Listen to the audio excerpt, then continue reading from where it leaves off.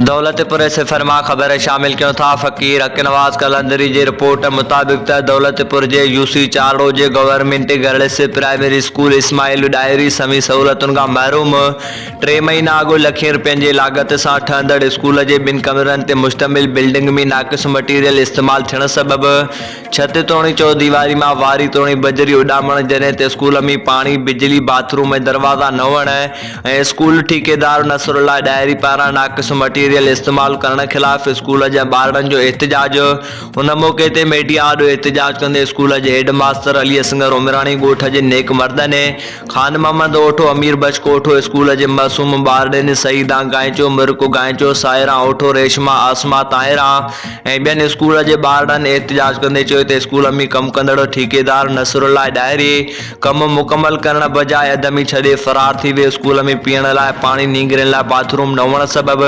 सख्त परेशानी में मुब्तला थी विया आहियूं जॾहिं ते स्कूल जी बिल्डिंग में दरवाज़ो न हुअण सबब रोलू कुतन डेरा जमाए छॾिया आहिनि